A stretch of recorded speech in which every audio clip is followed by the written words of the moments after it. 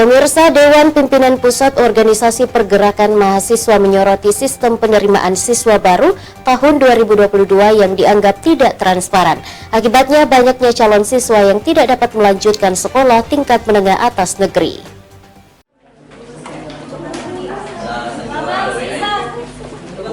Polemik penerimaan peserta didik baru PPDB tahun ajaran 2022-2023 jenjang sekolah menengah atas belum juga mereda. Sejumlah organisasi masyarakat mempertanyakan transparansi sistem penerimaan siswa baru yang dinilai cacat prosedur. Hal ini berimbas pada banyaknya calon siswa yang tidak dapat melanjutkan sekolah. Menanggapi hal tersebut, Gubernur Sulawesi Selatan Andi Sudirman Sulaiman mengatakan, kasus seperti ini terjadi hampir setiap tahun terkait siswa yang ingin masuk ke sekolah negeri tapi tidak tertampung seluruhnya. Akan tetapi kondisi yang terjadi saat ini tidak memungkinkan jika sekolah negeri harus menampung seluruh siswa yang ingin melanjutkan pendidikan ke sekolah jenjang menengah atas. Sebab jumlah sarana prasarana dan tenaga pendidik yang dimiliki juga terbatas.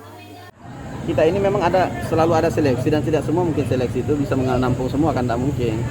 Karena kita juga ada sekolah yang sifatnya swasta kan, dan kalau semuanya masuk kita terima, nanti tidak ada yang sekolah di swasta, nggak mungkin kan? Iya.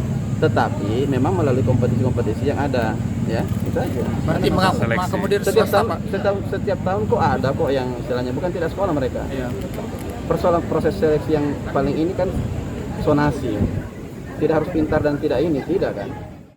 Sudirman menambahkan sudah ada seleksi-seleksi yang dilaksanakan oleh pihak pelaksana teknis.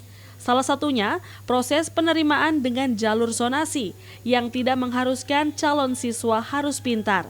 Sehingga apabila siswa tidak diterima di sekolah negeri, siswa dapat bersekolah di sekolah swasta. Fitri Hairunisa, Celebes TV.